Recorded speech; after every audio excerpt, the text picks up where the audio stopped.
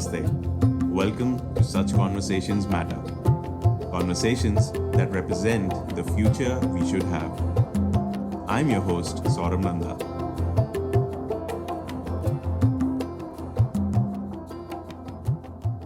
Today's guest is Mr. Richard Farkas from Helsinki, Finland.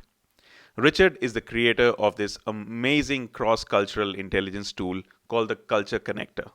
I was introduced to the Culture Connector tool by Ms. Elizabeth Masamune, who is the managing director of Awaji Youth Federation, a fellowship that I was part of in 2019. And the moment I used that tool, I was fascinated by it. Elizabeth was also a guest on Such Conversations Matter in the first season. Elizabeth connected me and Richard earlier this year to talk about various things related to culture, and actually Richard wanted to invite me over to his podcast. And now I'm part of this amazing tribe that he has created of cross-cultural experts, intercultural experts from across the world. These people have amazing wisdom and knowledge to give and share with the world today.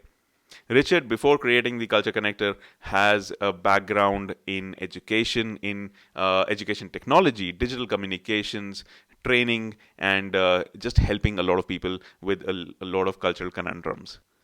These are going to make some amazing questions. So let me invite Richard over to the show. Hi, Richard. How are you? I am good. Thank you very much for having me on the show. It's great to be on the other side of the wall. I've been a fan, and now I'm a guest, and I'm delighted to be here. Well, the feeling is so mutual, Richard, because I am such a fan of the Culture Connector, and thank you so much for inviting me over to your podcast. I think never really imagined this, that when I started the podcast, I will have other podcasters on the show, and I've seen that that's quite a normal thing to do. And I think you're the first guest over another podcaster. Thank you so much for being here and taking up the time. Well, the pleasure's all mine, and you're way ahead of me. It's very generous of you to call me a podcaster. Yeah, there's something in the works that's coming through. I hope by the time that your audience hears this, it's already out there. But I've been impressed by you and others like you who are doing something I think quite important and original on the media scene. And I'd like a slice of that. It looks great, and it's really a fun thing to be involved in. Well, all I can say is welcome to the club, Richard, because you're doing the same. Okay. So, Richard, in my previous season one of Such Conversations Matter, I asked all the guests how were they managing the pandemic. And, we're in season two, the pandemic is still going on, different parts of the world going through it in different ways. Now, my first question to all my guests is, how was your 2020? How was 2020? Well, it was heartbreaking, wasn't it? It was pretty traumatic at times. To people, I think that includes all of us who care what goes on in the world. We could see a lot of suffering going on, and one thing that now that we've moved into 2021, looking back at 2020, I feel quite strongly is that we in our societies have done a lot of work to try to find a kind of just way to live well in the modern world. And it's a work in progress, and it's far from perfect. But when something like this pandemic comes along, it disrupts everything, and not necessarily in a good way. And there have been some winners and losers in this. The hammer has fallen in an unfair way, as you would probably expect. There's been some randomness there, and other things that really are cause for concerns. That wasn't good. For me personally, that wasn't my experience.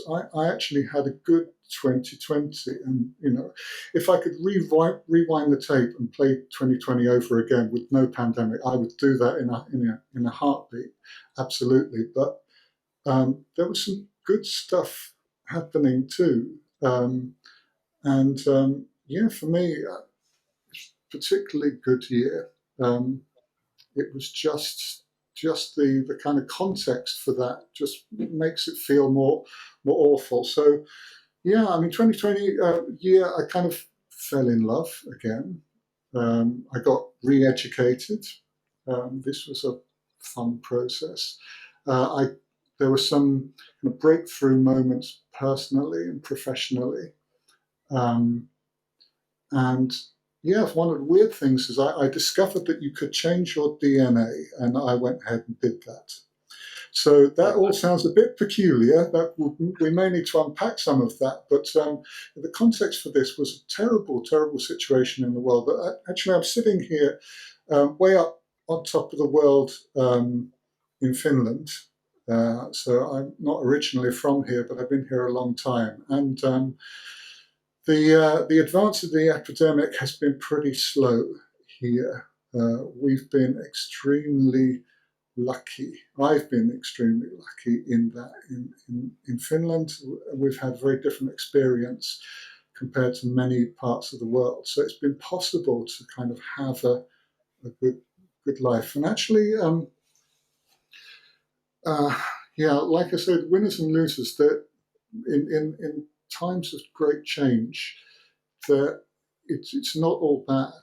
If you're a progressive-minded person, then when things are when there's kind of disruption, there are opportunities to maybe fix some things at your personal level, institutional level, societal level that have got a bit fossilized.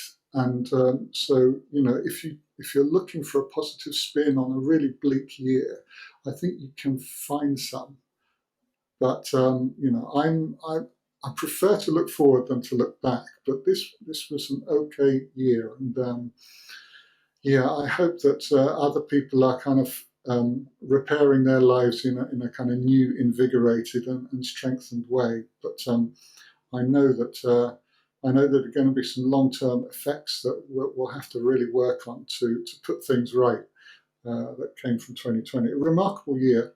If you're interested in the development of societies and cultures, it's been absolutely fascinating, and the story's really just starting.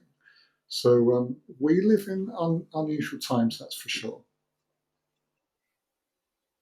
Absolutely. And I think you've summed it up so well. Although there was that peculiar thing that I really want to have a follow up question on. Did you, by any chance, use CRISPR or one of those gene editing kits which are available now for your DNA changing? Yeah, that's one way to do it. No, what I was referring to about changing your DNA is I don't know where it came from. I guess it's because everyone was talking about the immune system last year, immunity, how that works. So I dipped into it in my characteristic way. I'm a curious person. So I'm not a gastroenterologist, but I learned more than I ever thought I would knew about gastroenterology last year. And one of the things that I guess we all have known for a long time is that humans are a kind of superorganism. So we are approximately half human. If you look at the body mass of a human being we think of as human, about half of it is human. So what's going on in the other half? The other half is a whole morass of microbes, fungi, bacteria, viruses, and so forth. And that's half of you. Of course, the part that we pay attention to is the human half, but there's a lot else going on. And one of the things that really struck me last year is discovering that there's 2 kilos of microbes just in your gut. Yeah. And there's a lot of neural activity in your gut too. Apparently, there's as much neural activity, as much brain, you could say, in your gut as in the head of a cat. I don't know if you've ever been a cat owner. They're pretty smart animals, and you have cat level intelligence in your gut. Now, this kind of thing. I'm sorry if we're off the topic here, but Oh no, I think it it's just fascinated me.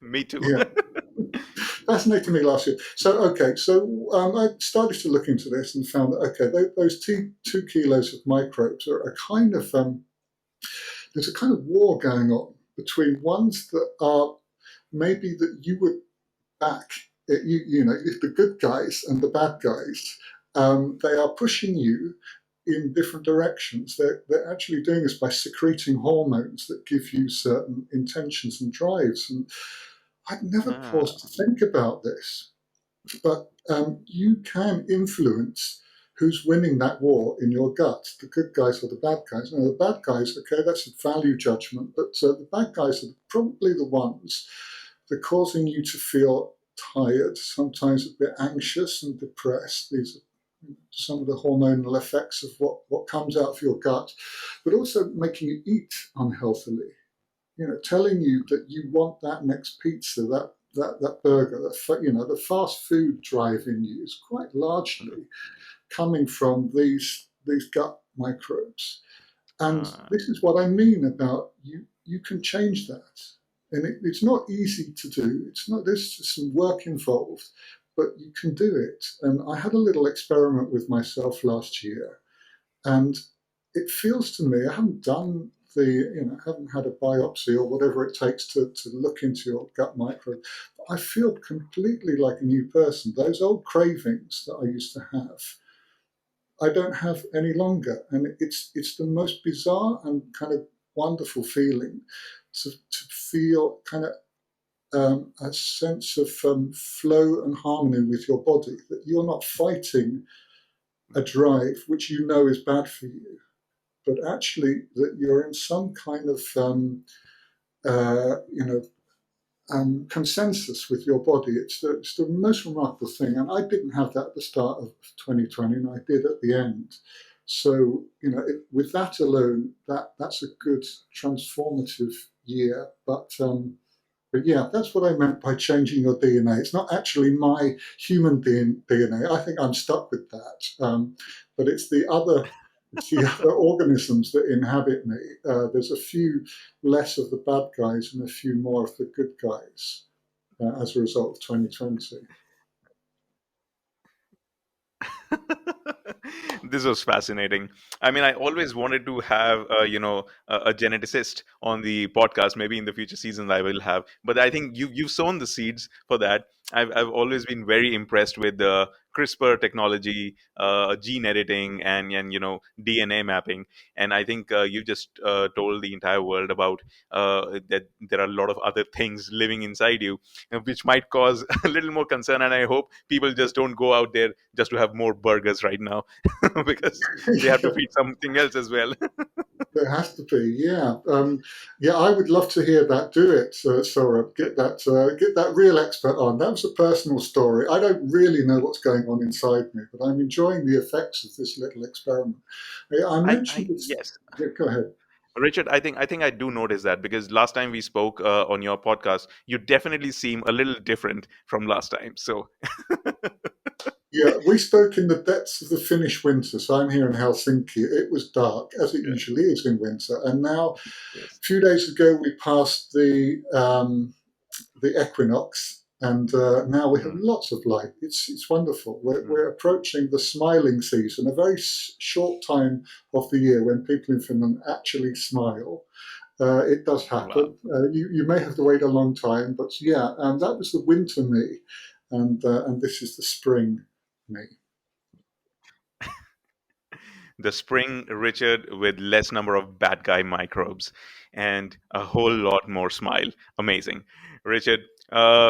Before we keep on, before we record the entire interview based only on this topic, let's just. I think it's time that you should tell us why you did not become a gastroenterologist, and please summarize your professional journey for us. Yeah, my professional journey. It's I guess, well, one of the things that happened last year was I turned 50, which is a big number.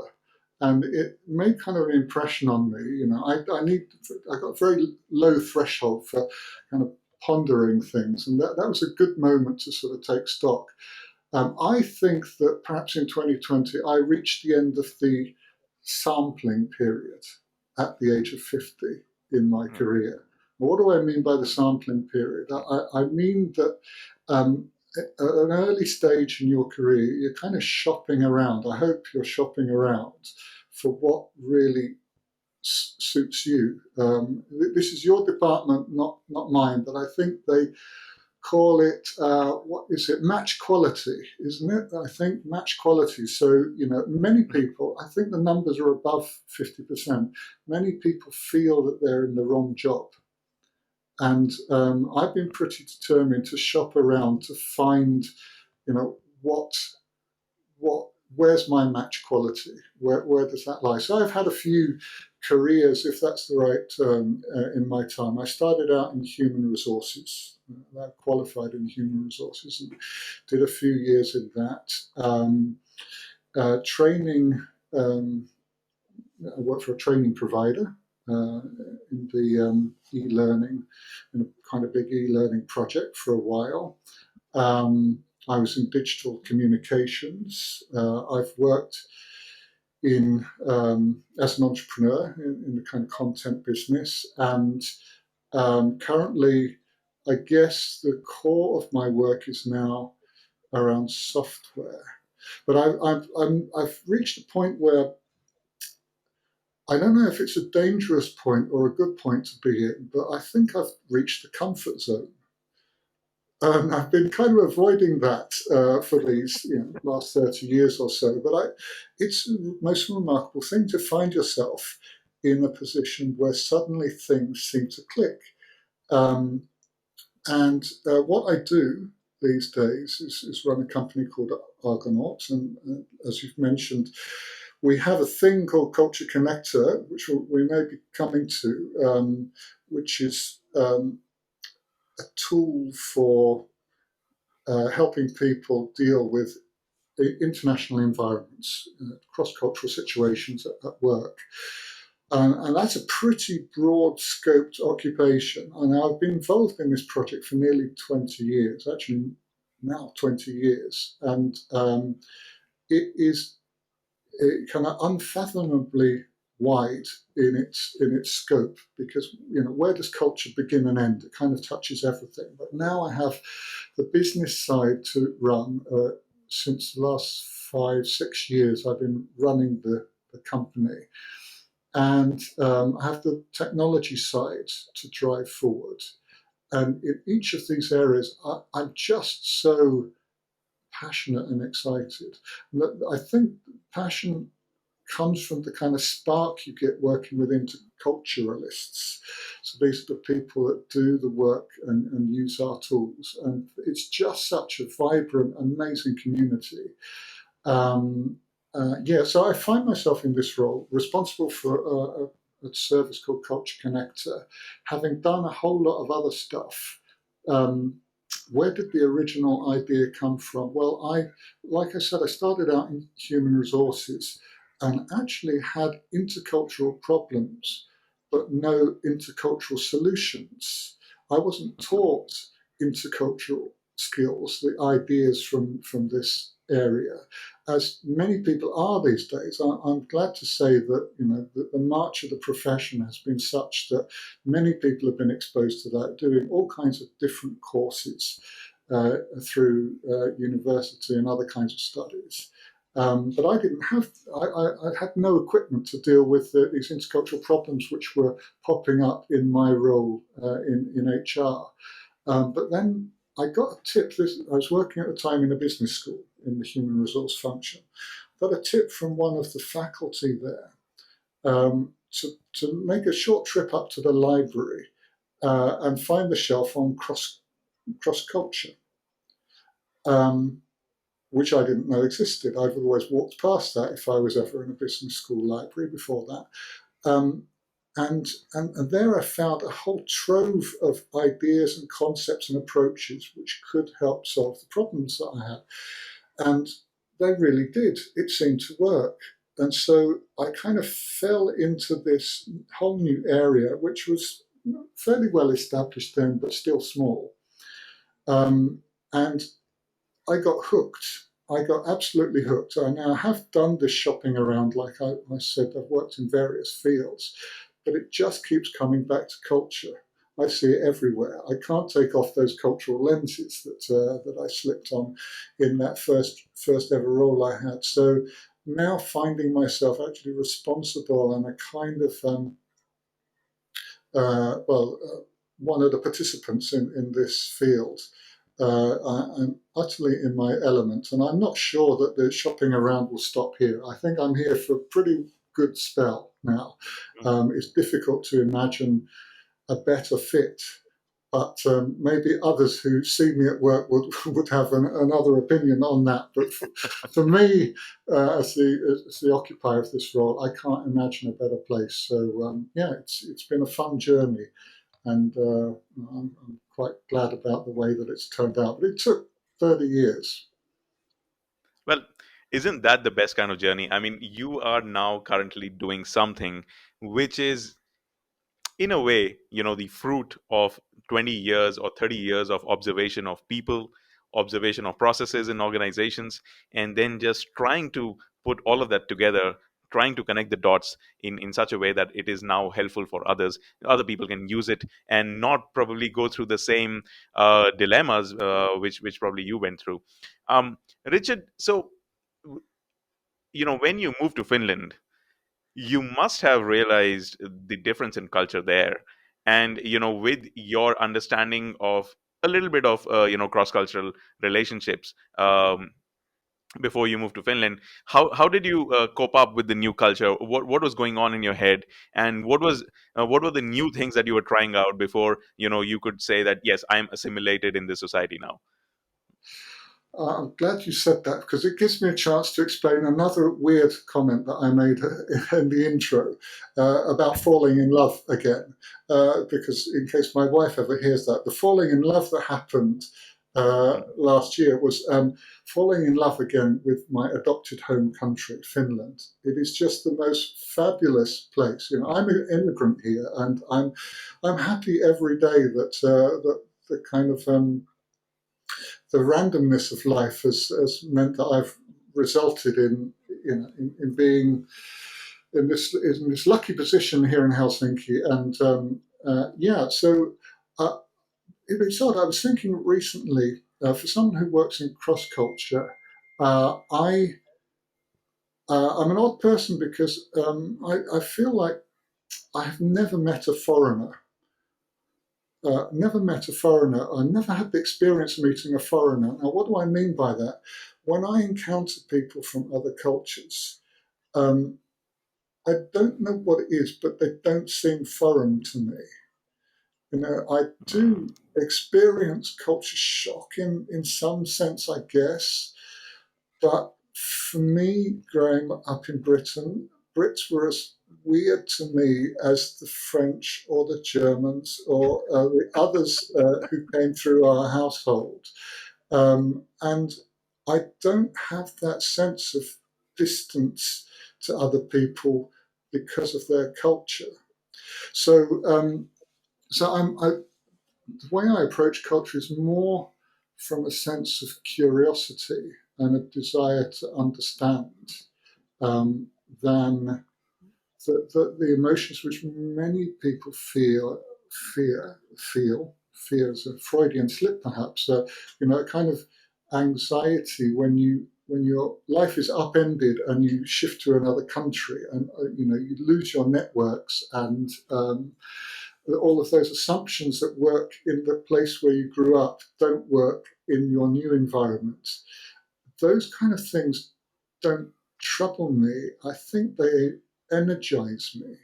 So I don't remember that sense of what what the heck is going on in this place. I just remember a kind of fascination. And being sort of politically active in my early years, coming to Finland was a kind of paradoxical experience because many of the things that really animated me in British society and looking globally were solved in Finland. They just weren't issues here. And that's a kind of it saps something else of you. When you've been getting your energy from the sort of the fight that the contradictions that we're in, that we're wrestling with, the improvements we want to make, you come to a place and they're kind of it's a done deal. They've solved and they've moved on to other things. It's a remarkable thing. Now everything's a work in progress. There are many, many things which can be improved in Finland, but all of those things that were on my list of priorities to put right in the world were sort of right already. So yeah, there was this falling in love uh, thing happening with me. Now Finland's not for everyone. I remember being involved in a fairly high-profile recruitment of someone who we brought to Finland with high hopes that there would be a good, what did I say, match quality. There'd be a good fit, and this person hated it. It just didn't work out for her, and I can see that we each to our own. Finland's not for everyone, but if you're kind of wired the way I'm wired, you've really landed on your feet if you've come to Finland. So, but okay. Going back to the shocks, one of the things that really shocks you coming to Finland is that people don't speak much, and if they can avoid speaking at all, they won't speak at all. And and I was here. My first role was in the training world, and if you are training to an audience of Finns, maybe you've experienced this. You've spent some time, I know, in the Nordics. Finns are kind of extreme example, and together with our neighbours in Estonia, pretty difficult audiences to get some engagement from, and this was hard. You just don't know what they're thinking. They're probably thinking good thoughts, but they may equally be thinking, "Who is this idiot that we're listening to today?" So, yeah. So this was hard, actually. The conversational side. Thinking back to 2020, there's been an upside to this. That the way that Finns are, the way that they relate to things, is, I think, one of the explanations why we haven't been hammered by the epidemic as other countries have. Just in the small day-to-day interactions, Finns keep their distance. There are many reasons, I think, why the epidemic has been milder here than in other places. But Finns keep their distance physically, but they don't speak much. So they're not broadcasting. There isn't so much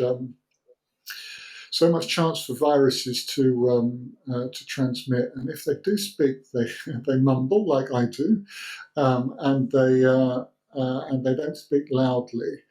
Okay, I'm just a gross generalisation here, but you'll notice it if you come. Of course, there are loud Finns too, and loud extrovert Finns who love to talk. But yeah, it's a pretty quiet place where people keep their distance, and yeah. So this was another. It's a difficult one to integrate into if what you expect is the kind of warm embrace of friendly crowds. That's not going to happen to you in Finland. I I can so relate to it because I spent around 10 months in Denmark. I mean, although, yes, Denmark and Finland are very different, but, people do club them together as Nordic countries. And there are similarities in their, social behavior and social fabric, I would say. And probably that is why, there are so many virtues which exist in the Nordic world today, which are, examples for the rest of the world as well. Um, Amazing. So coming back to Culture Connector, Richard, um, you hinted a little bit about what Culture Connector does. Can you just elaborate a little bit more on it as to how does it work? How did you build it? What is the reliability of such a tool? What exactly does it do? And how people can use it, maybe. Okay, there's a lot in that. I could talk all day, but we've got. You'll have to stop me, I think, because this is my favourite topic. The Culture Connector is trying to do different things for different people. So it's serving, of course, the users. So if you go to cultureconnector.com, you log in. It's free. Anyone can sign up. We have a free service. I hope, get some really useful practical insights to help you deal with other cultures, and maybe also to reflect on your own culture and your relationship with that. So this is maybe kind of level one and a really core part of Culture Connector.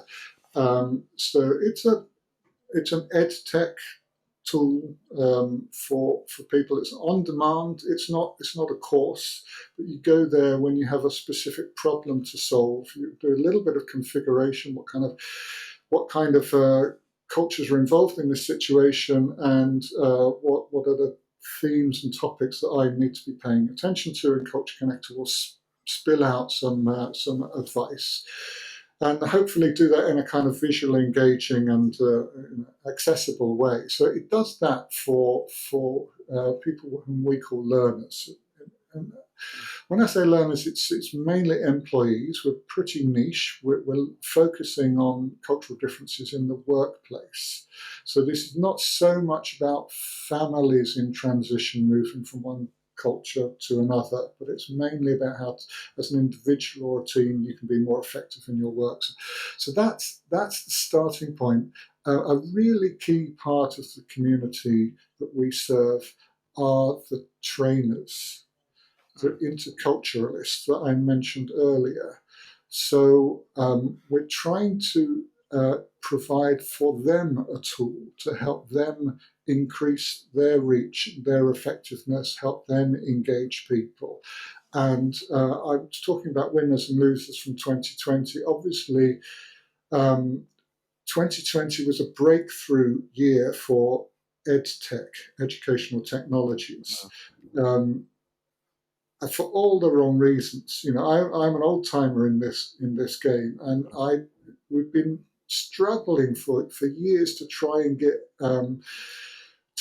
institutions to recognise the power of technology in education, and then suddenly within months or even weeks in some institutions that go back hundreds of years and never decide to do anything. Suddenly they're switching because their lives and their budgets depend on it. Lives almost literally depend on it, switching to edtech solutions. So we are there for interculturalists who see opportunities to take the skills and the work that they do to new audiences and find new clients and so forth. So this is a really important part. We want them to succeed, those people, because I'm a bit of an intercultural fanboy. I guess by this time I should call myself an interculturalist too, but really I'm the kind of nerdy fanboy who wants these people to succeed, because they are really the glue for a globalized world. It's not all smooth sailing with globalization, as we've noticed through the centuries, and particularly perhaps in the last few decades. And we do need expertise. We need experts to help iron out the wrinkles and help people deal with that, especially not only those people who cross borders and the culture crosses, the people whom perhaps we deal with that get an international education or move in international circles, but also those that stay put. How to deal with it when your company is taken over by a firm from another culture, how to deal with it when you suddenly get suppliers that you're in direct contact with, or even co-workers. So we are serving people not only who see themselves as global citizens, but see themselves very firmly as being of one culture, trying to reckon with the changes. So this is the second stakeholder group. Then, of course, these interculturals very often are employed by organisations that do intercultural training. So as a player in the marketplace, we want to enable and empower those organisations to just achieve more. For the intercultural training, because no one's getting hugely rich from intercultural training. It's a hard sell when there are so many ways that an employee could use their time to come in with something that sounds so fuzzy and so warm-hearted, but now there are plenty of executives out there who've experienced the hard edge of culture, where projects just hit the sand because of cultural differences, even vast multi-billion joint ventures. No matter how many case studies there are, it seems that people still think it's a warm, fuzzy, nice thing to do, as a kind of reward for good employees to have a bit of an easy training. And it's not that at all. This is pretty hard-nosed stuff, and it's really challenging. Good intercultural training will challenge you to think differently and reflect on your own assumptions and so forth. So we want those organisations to succeed. So that they're an important stakeholder for us too. And then, of course, the money often flows from corporations and government agencies who are ultimately paying for this training for their employees. So we have some tools for them at that level to kind of analyse the diversity that they have internally, to think about the talent, where their talent is, externally and internally, for dealing with a global marketplace. And so this is getting a little bit abstract, but at the highest level, we want there to be more intercultural training in the world. And we're trying to facilitate that, mainly with technology. And at the highest level, it's because globalization is here to stay. It needs to be managed well so that it kind of works out. It's it makes me think sometimes of if you take a plane to another culture. While you're in the sky, you want those engines to be pushing you forward, because if they don't, you're going to drop out of the sky, and that's not going to end well. But when you hit the ground, you don't want those engines to be pushing you forward anymore. You're going to go right off the end of the runway, and that's not going to end well. So there's a kind of reverse thrust that you need at that point.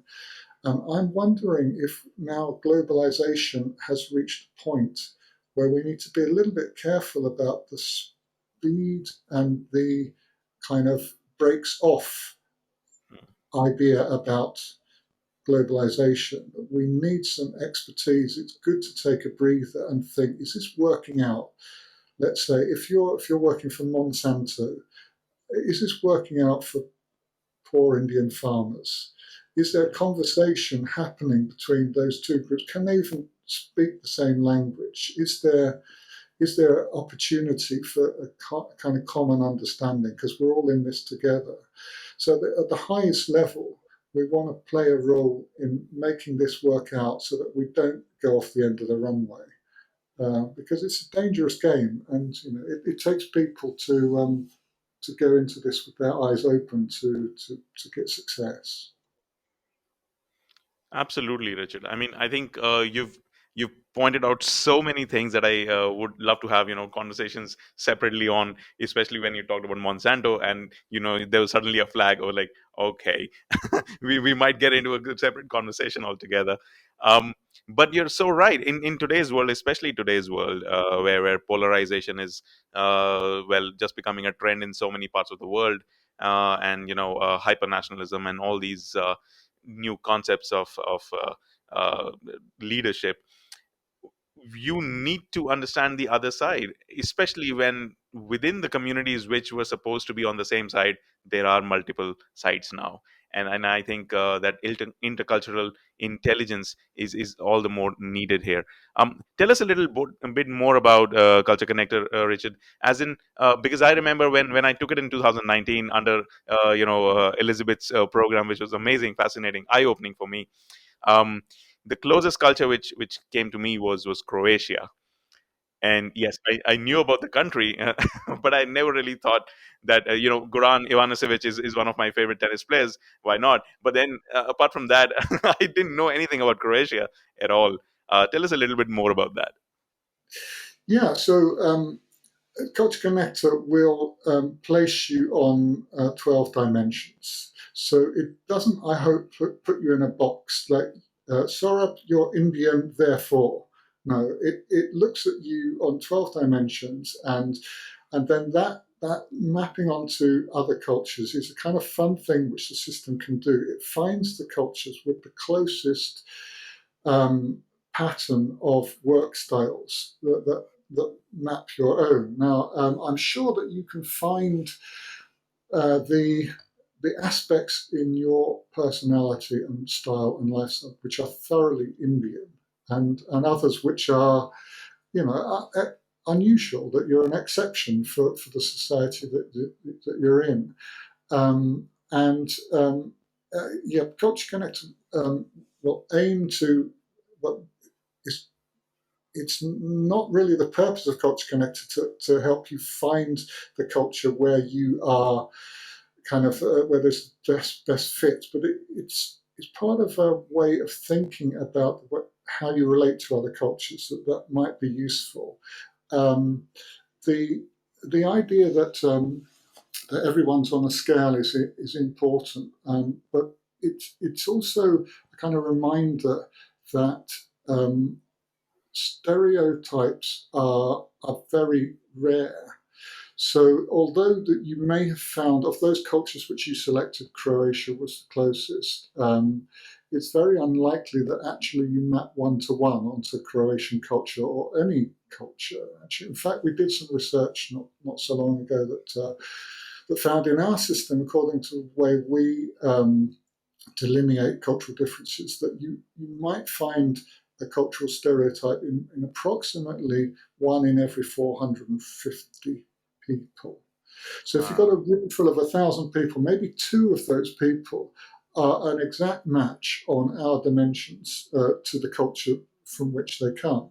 So stereotypes are actually rare, and we're trying to emphasize that people are individual.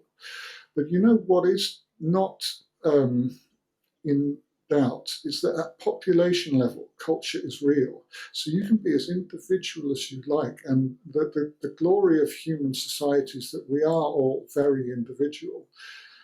But when those differences come together in populations and become institutionalized, then culture can really become a powerful force that even people who don't identify with the work patterns and styles that they are using in their work, because that's the culture that they're in, that they're not their own, they don't come from within, but it's necessary to follow those in order to get stuff done in the institutions you're in. So culture at that level is real. At the individual level, it very quickly breaks down, but it's still a useful concept. So I remember you were talking, I was very happy to hear and rather surprised to hear you talking about Culture Connector on your podcast last year. And you were talking about how the group that you were in Japan all came out with profiles that I think were fairly similar to each other. That you didn't have a classically Indian profile, and the person from country X didn't have a classically country X profile. Now, I would be pretty confident that if we were marooned, shipwrecked on a desert island, and that you and your colleagues in that group were delegated to get us off the island, that you would be able to overcome the cultural differences that existed amongst the team, because I guess that to some extent, although there's a lot of diversity, that there's a self-selecting group of people who have a lot in common from day one. Although they may pray differently and dress differently and eat different foods, but there's a lot that unites people. So we're talking Culture Connector not about your appreciation of landscape or what kind of music you enjoy, but really about work styles. So you might actually find that if you ever got posted to Croatia, that things kind of worked out pretty well for you there, because this is about work style, not about broader things in life. However, let's say that you're successful in establishing contact. We're still shipwrecked on this island, that you've been able to work well as a team and overcome those differences. Now, you make contact through some kind of radio receiver, which you have fashioned from whatever you found in the wreck of our ship. And you make contact, and the person that you speak to says, actually, we have been looking at the island, and we've been thinking it'd be a great place to build an airstrip. and a hotel complex. So could you help us in the planning of this hotel complex? And by the way, you may not have noticed them yet, but there's a native population that live in the highlands of your island, and we'd like you to be to be the facilitators to help this project succeed. We've got, let's say, legal services from the US. We've got the construction lined up from China. We've got the technology from India, and so on and so on. Now, at that stage, I would say that probably you're going to need an interculturalist to help you out there. Just being open-minded people is not going to be enough to deal with the kind of institutional energy drive that comes with big projects when they come together. So yes, in a meeting room where everyone's kind of open-minded and feeling flexible, and you know how to hand over a business card in the correct way, and perhaps you've chosen the right clothes. That's all fine. But when it goes deeper than that into how you prioritize relationships, how you structure a project, how you deal with this indigenous population who have interests that you need to reconcile with incoming interests. All of that stuff, that's hard technical work, and there are skills involved in that. So what Culture Connector is aiming to do is to keep the trainer very much in the picture. So there's a limit to what we can do with the tool. I hope it can open minds, open eyes and open minds. It can get people thinking in the right way and point them in the right direction, save some time. But really, you need some expertise to make an ambitious international intercultural project work. So in terms of validity, I think it's good to be humble about what we're doing here. Europe is, if I understand right, many things, including an engineer, but also clinical psychologists. You have a psychology training. Yes. So you know how the kind of predictive power of these kind of tools. The best ones may predict work performance, predict the kind of variation in work performance up to 5% would be a great result. That's really hard, battle-tested psychometric assessments, such as kind of those based on the big five in psychology, those Jungian archetypes, and maybe IQ testing can predict abstract reasoning and so forth. So there are some areas of psychology where the predictive power of those tools is pretty well established, but it's still at a very low level. So I think in the cultural field, we're at an early stage still. And I'd like to be humble about that. With Culture Connector, we're not aiming to measure competence. We're not aiming to do that. We're not chasing this idea of a kind of fixed personality which we can measure. That's, again, not what we're trying to do. We're trying to alert people, especially those that are involved in a training situation, about the development of their skills, where they need to invest their time. They're busy people who've got many other things to think about. Culture often comes as an afterthought, sometimes too late, but we're trying to help them target how they use their time, what they're thinking, what they're paying attention to, and not to say, we can measure you, and because we have this magic in our system, we can tell you which problems you're going to hit. I don't think it would be honest to do that. But this is why we need the kind of human insight too, because the technology is great and it's getting better. And it's my job every day to make that technology improve, but still we can't compete with the kind of insights which a human interculturalist can bring to bear. So when they step into a situation, they may be looking at you and your personal situation. They may be looking at the kind of your emotional resilience. They'll be looking at the team processes you have in those that you need to work with.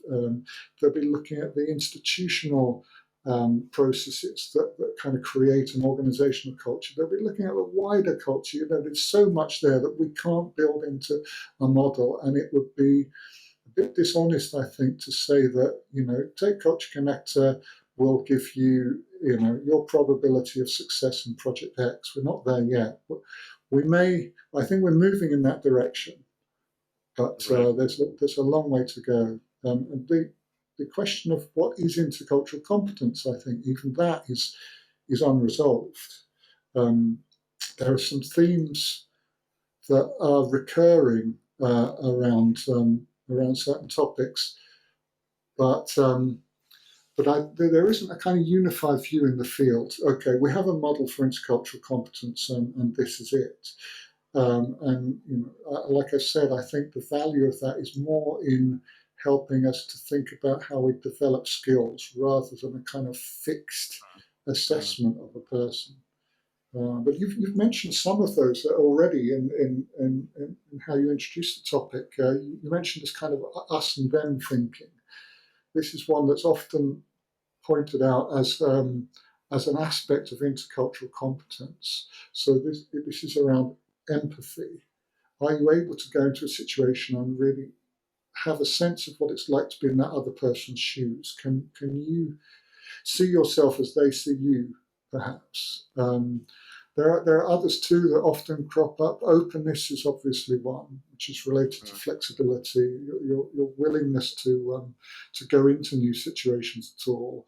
Um, Dealing with ambiguity is another one. Anyone who's cross cultures will know that when they first step into the room or whatever this new situation is, they don't know what's going on.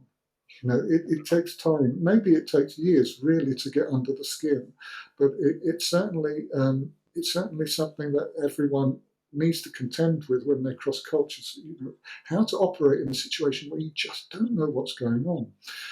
So that's ambiguity. Knowledge is an important one. And knowledge is a kind of skill, isn't it? But also the acquisition of knowledge. Have you tuned in your perceptiveness so that you can observe people and try to understand from what you observe and amass a kind of knowledge about the culture? And what we're doing with Culture Connector is trying to shortcut that a little bit to help people quickly get there on a knowledge level. But we also need to really get people developing their own ability to amass knowledge about cultures. What else is there? Reserving judgment is another one. So when you go into another Yeah. culture, you will be confronted by things with which you do not agree, which are quite shocking, which are challenging for you, that challenge your values. So being able to maybe pause before you judge and try to understand, why do I feel like this?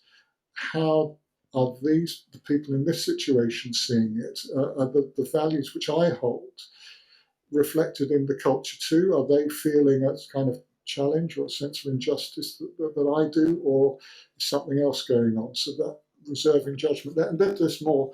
There's more to intercultural competence. The list goes on, but it's a fascinating area. We don't measure it directly in Culture Connector, but it's something maybe we'll touch on a bit more in future. We'll see how things develop. Wow. So again, so many threads I want to chase from what you just said. Let me just start by saying, like when we first used Culture Connector, the AYF second cohort or second generation in Japan, we all found that we were quite close to each other as far as our cultural, uh, I would say, traits are concerned. But we were most of us were quite far away from our original or native cultures, and we were nearer to Croatia, Luxembourg, these kind of things, and these kind of places. And I think we since you were so generous in offering us the full package, we were able to compare our cultures. or compare our profiles with around 100 plus countries, and we still found out that Croatia, Luxembourg, Ireland, these are the places that we were quite close to. And There are some. Go ahead. Yeah, tell no, me no, please, more. please. Yeah, there are some cultures which that crop up again and again. I think the pattern is that there are some cultures which do which effectively bring together different ways of thinking. Hong Kong is another one that often crops up because it's kind of Right. between East and West. There are many aspects of Western practices in Hong Kong and of course many from the East. In Luxembourg and Croatia, well, it's a combination of that kind of well, let's talk about Croatia, the Slavic Mm, mentality, but mm, also it's a Southern European yeah. Western culture. It's a fascinating kind of junction in European society and part of the former Yugoslavia, which was itself a kind of collection of very different cultures. Luxembourg is very difficult to pin down. It's kind of French, but it's German, but it's Luxembourgish too. So that's one of those cultures where you find strands from very different styles, and I think that's maybe one of the things that you were seeing in your group, that you were a group of people who are um, who are unusual for the cultures you come from, and you are perhaps. I'm talking here in terms of work styles and your approach to work. Again, not the way you pray or dress or eat or look, none of those things. But uh, yeah, you may have a lot more in common than sometimes. No, you're absolutely right. In fact, that's exactly what I was going to say. So we did find out that we were all quite individualistic, we were quite entrepreneurial, we were quite adventurous, explorative, and in your that hypothetical situation that you talked about, we were all stranded on an island. Probably we would have been the interculturalists, helping this big corporation trying to set up something, and dealing with the indigenous peoples over there. And I think our cohort was perfect for that.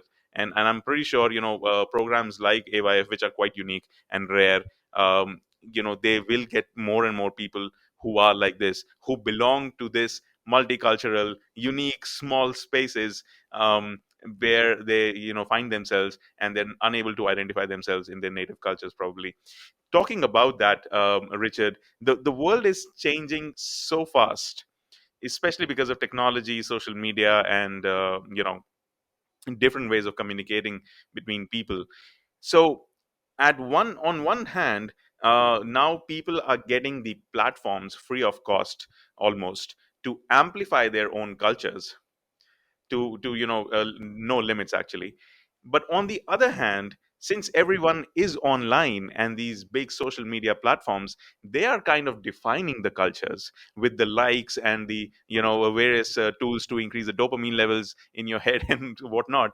So there is this there are these two parallel things going on, wherein you're amplifying your own culture, at the same time you are developing and actually embracing another new culture altogether, which is the digital culture. And it'll be very interesting to see as to what is the what are those areas, what are those points where they kind of come together. How does Culture Connector deal with that, and change in culture perspectives? Yeah, well, it's that digital culture is a kind of layer that we're all dealing with, and we all move into that space at some point. It's well, we're approaching it in a couple of ways. One of the ways is that we have some content about how to connect with people remotely, how to overcome the kind of barriers that you experience when you're in the same room that are even more exacerbated when you can't have that connection, you can't go for the coffee and so forth. So we have some material about this, but it is a pretty new area. I would a little bit caution against thinking of digital culture as being outside of our normal culture. I think perhaps people in my generation would be more likely to look at it that way.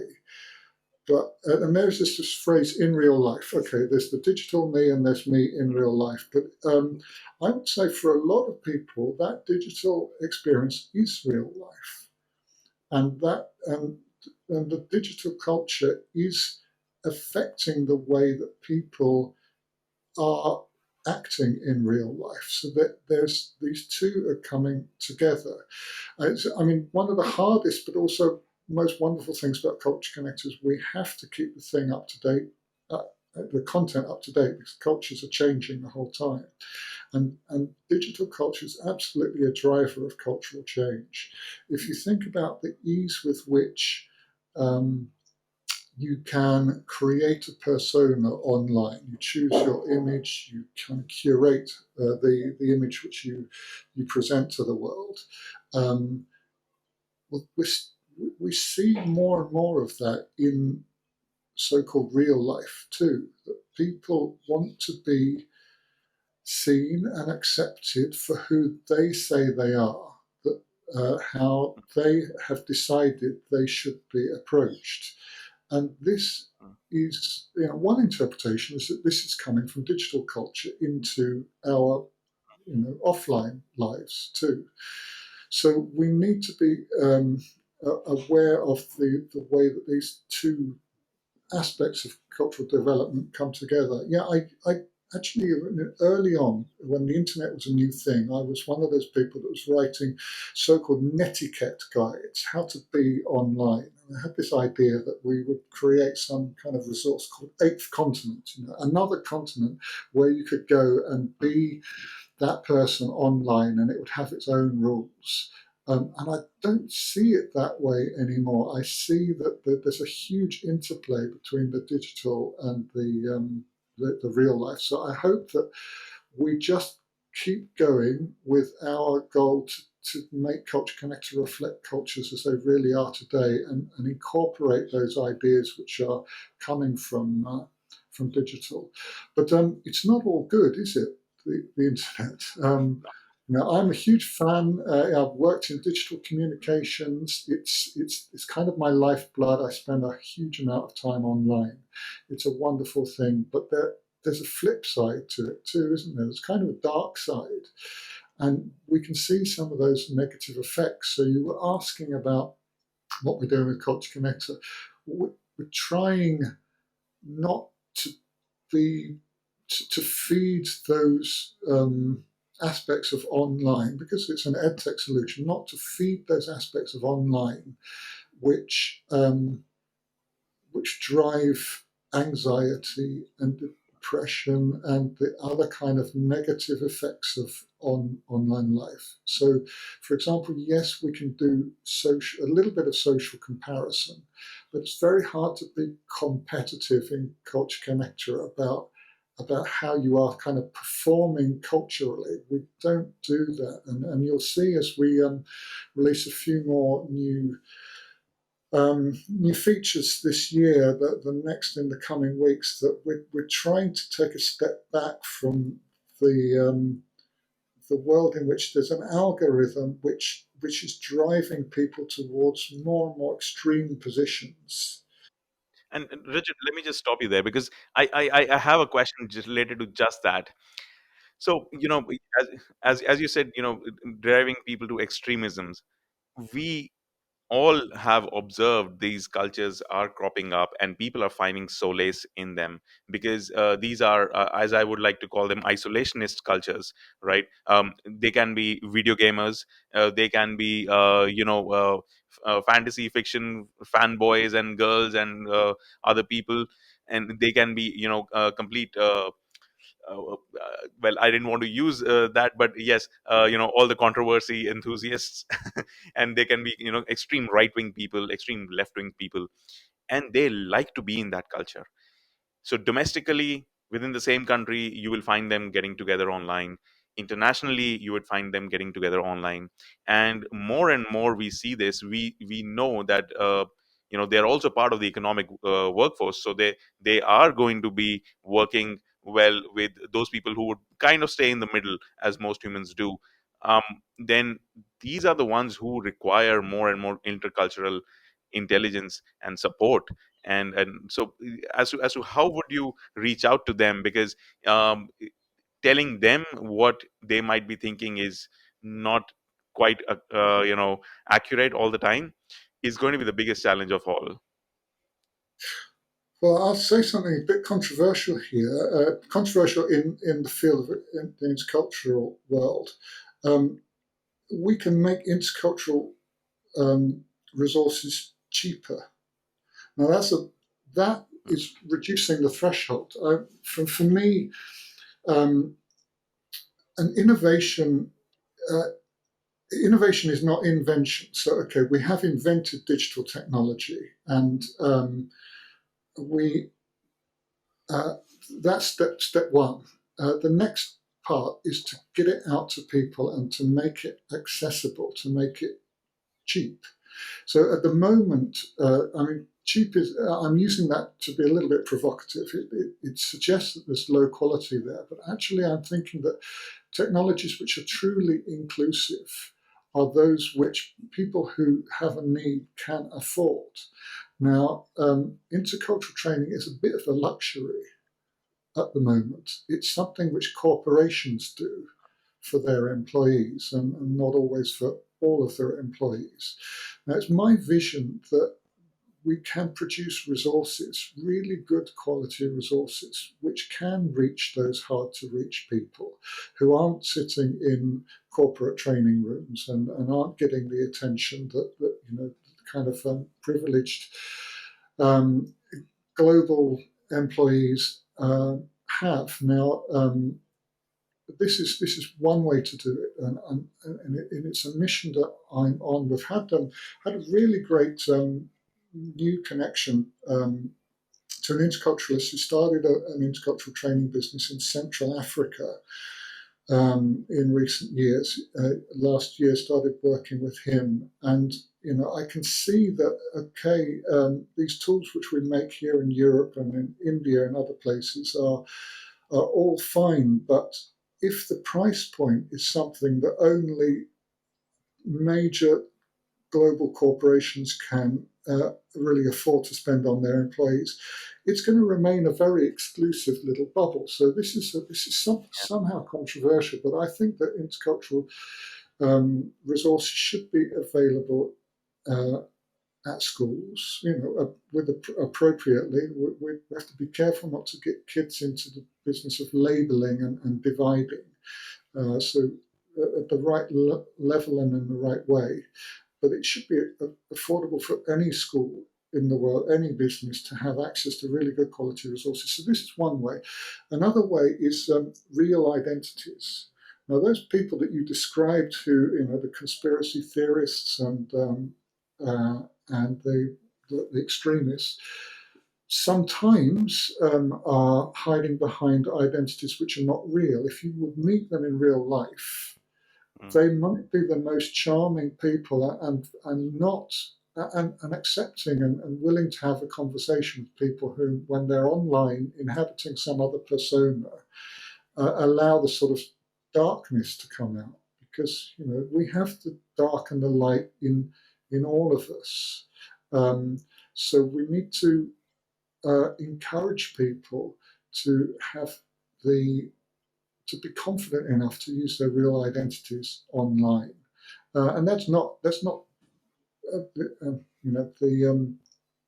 the only solution here, because unfortunately some people use their real identities to promote hateful ideas, Mm. and there's a harder Yeah. task winning those over. But I think gradually in those ways we can do it, but just equipping people to break down those barriers. And like you were saying, the more that we disarm people by going into situations without us and them thinking, you find that people who might reject you when you are a stranger to them, if you have the skills to start a conversation, this is why one of big fan of what you do. You're just having conversations with diverse people, and conversations is really the pathway to a common understanding. Even if we agree to disagree at the end of the conversation, we've had a coming together, haven't we? So if the more people who have intercultural skills, who are able to talk across differences, reach out and connect with people, the more that we disarm those negative ideas. True, absolutely true, Richard. And I see. I'm a true believer in the concept of global citizenship, and I can't stress it enough that I think borders are unnatural and man-made, and they need to be torn down as soon as we can get our political acts together, which might take a lot of time. So, but still, I think the movement is happening. EU, the Nordic countries, in particular, are a big example of that. Then you have East Asia with Japan and South Korea and Taiwan building amazing relationships with each other. New Zealand, Australia, another example. The Balkan states, and then we have India, Nepal, Bhutan having such a strong relationship. So yes, you have these small little examples, and I just hope it expands more, encompassing the entire Latin America, encompassing various parts of Africa, and so on. Um, when we are moving towards this, we definitely need more tools like the intercultural connector. And I think you're absolutely right. We need to make it available to everyone. I think it should be part of curriculum in schools and colleges across the world. Richard, I know we've stressed the conversation a lot, but there is still one more aspect, which is the technology aspect. I'm really interested in, and I know you're a big technology fan as well, especially living in one of the most tech centric countries in the world. Um, you Based on your own personal experiences, obviously you have this amazing amount of knowledge about cross cultural training in your head, and then you put some of it in interculture connector, and then you will be putting more of it later on. You have a huge data set of knowledge and data set of cultural knowledge or cultural intelligence. Which are the other organizations in the world which have such knowledge as well about cross cultural intelligence?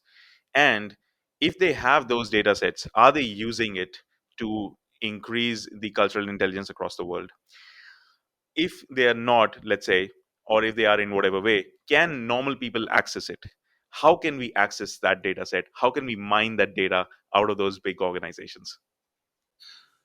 Yeah, well, that's a big question, and I think a really important one for digital, our digital future. Well, it's not really future, is it? It's arrived already.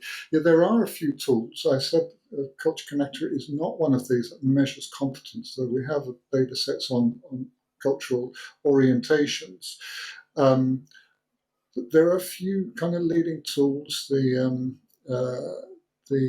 for example, the Cultural Intelligence Centre has is one of the newer ones on the scene, but is attracting a lot of attention. Most of these are in proprietary hands.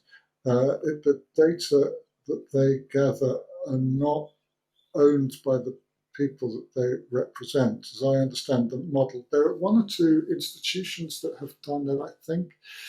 Was it Glasgow University that had a big project around intercultural competence? But I think that it's not happening because it's so difficult to isolate intercultural competence at this stage. And the traditional methods that we get from classical psychometrics, psychoanalytics, is not up to the task. I would say what we we invested some time not so long ago in looking at learning analytics, the way that we're collecting data about learning analytics. So this is not so much a static view of intercultural competence, but how it's acquired. So related, but not quite the same. What we decided is not to go with an open standard that there is in the marketplace, because there's a kind of institutional problem that human resources departments have very often been outsourced to large HR suppliers who do that in like a kind of business process outsourcing model. But many corporations have done that. If, by the way, you ever hear a CEO come in and do a speech whereby they say that people are our most important asset. Have you ever heard that being said? And it's generally not true because it's so easy to come up with that. But the truth of it is that these functions are very often outsourced. So not even the corporations that employ the people have the data. But it's held by organizations that provide the platforms. To my knowledge, they're not doing the work on this. You're right, there's a potential gold mine. I'm not sure that culture would be the first one in employee productivity. The privacy aspect is fascinating because now we're in a situation where we're talking about vaccine passports and sharing your health data. In the country where I come from, there's even the discussion going on that you might need a passport to show your passport to go to the pub, to show that you've been vaccinated, so you can go to the pub. Now, this is a huge thing in British culture, but okay, we're moving into an era when people are increasingly okay about sharing their data, quite sensitive health data. I mean, it's not entirely new. There've been, for a long time, it's been a requirement to have, I think, a yellow fever jab to go to a certain country and so on. So, but we are moving ahead very fast in this. One of the things that has really had a kind of breakthrough in the last few decades is the sequencing of the human genome.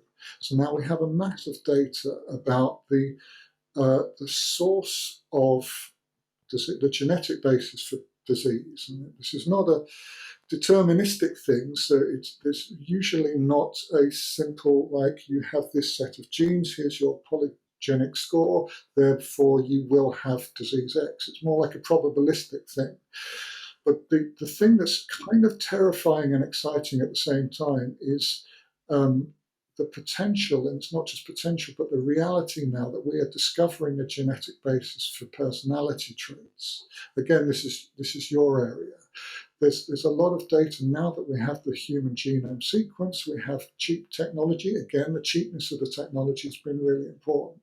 With SNP chip technology, that you can very easily get a polygenic score for example, your kids. You can get a probabilistic analysis of their educational attainment, and it costs not.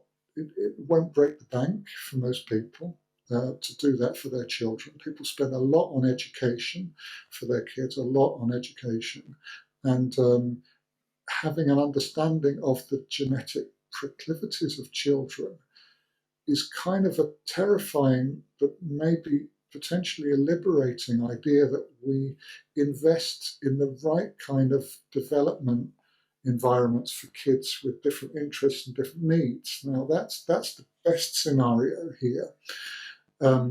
So what I'm coming to is that it may be that privacy stops being an issue, that people that ship has sailed, that people are just willing to give up their data.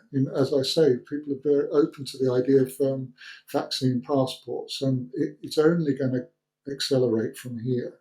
So what if an employer who today is saying, sorry, you can't work here if you're not vaccinated, we need your health data before we employ you. What if that employer says, okay, we'd like you to take a cheap and easy genetic test to see whether you have a tendency to a likelihood, or what is your likelihood of anxiety and depression, or what is your, if we roll forward the time, what is your openness to new situations, because we found a genetic basis for this openness characteristic.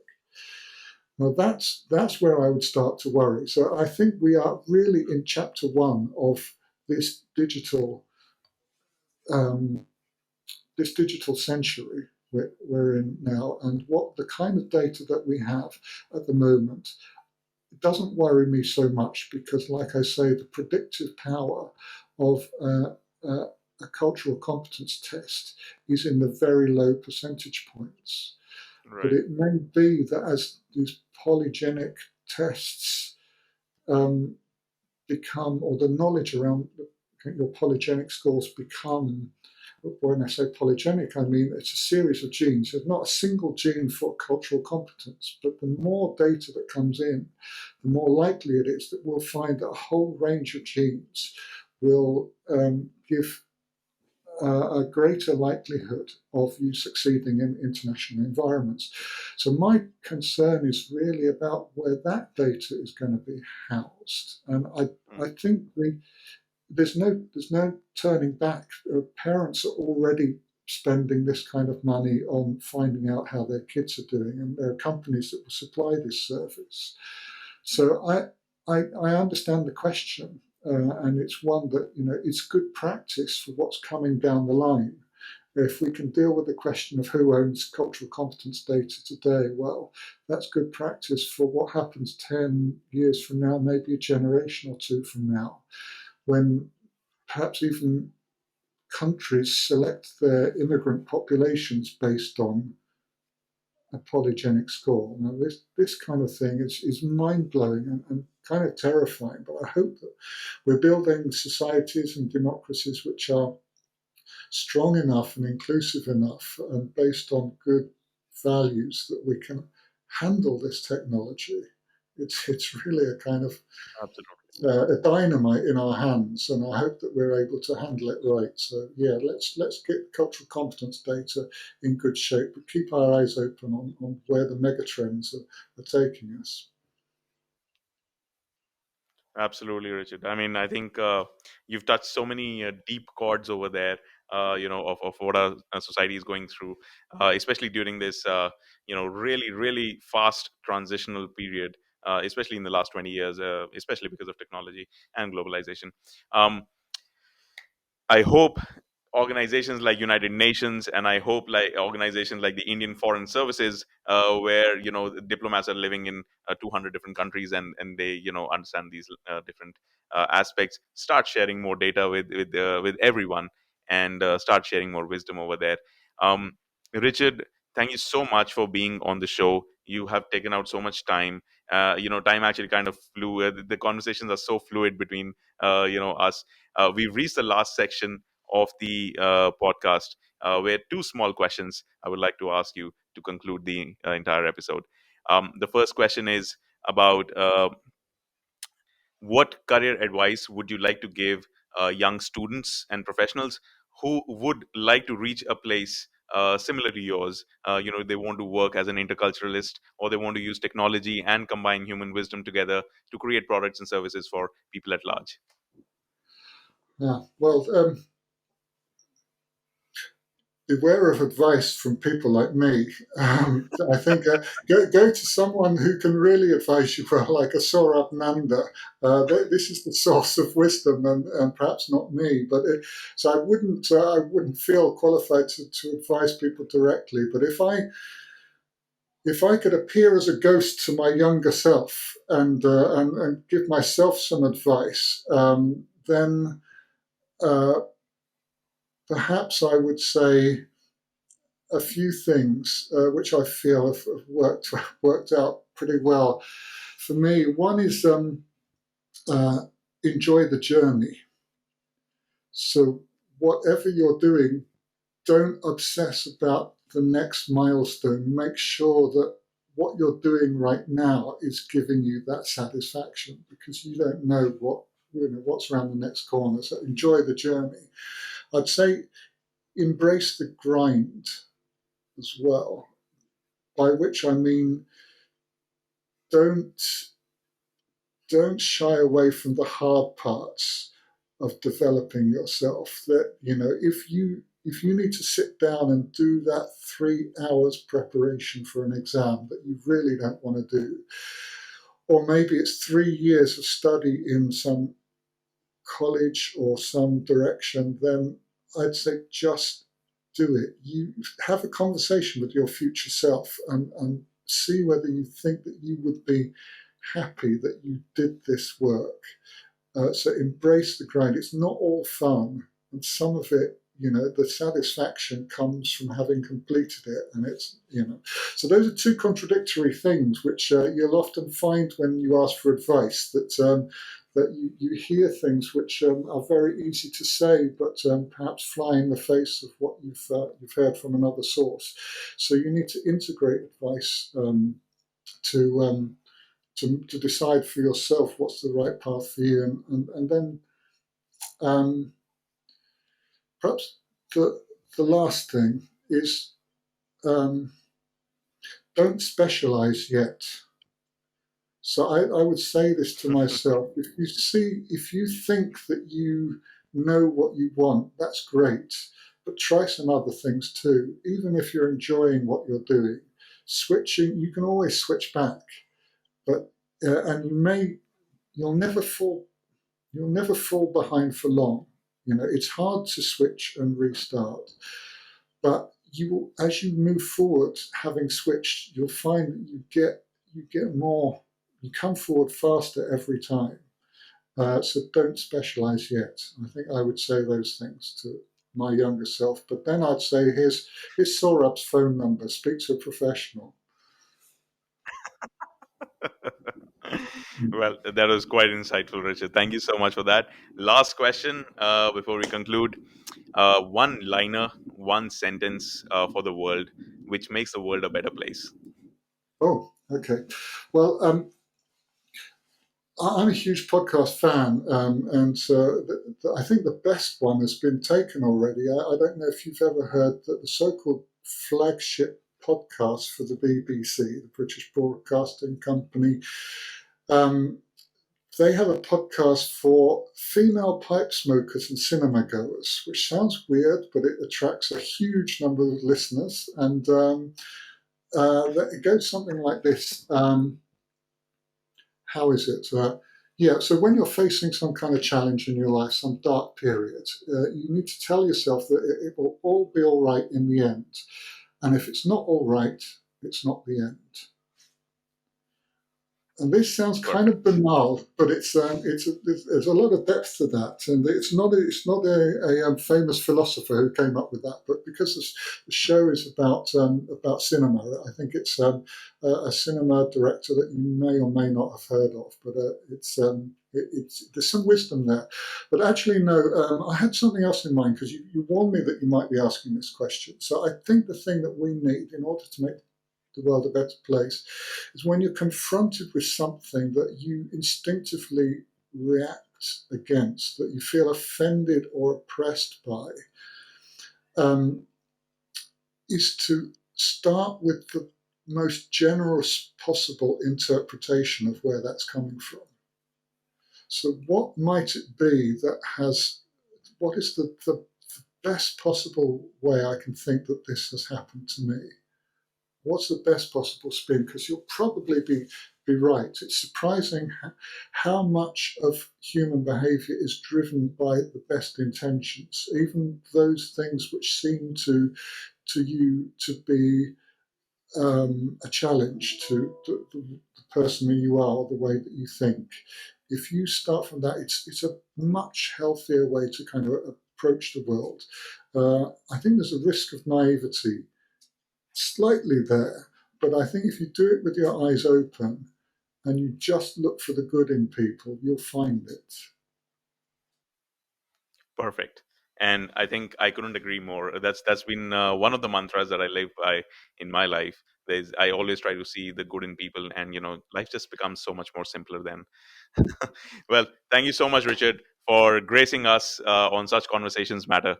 Thank you so much. My pleasure.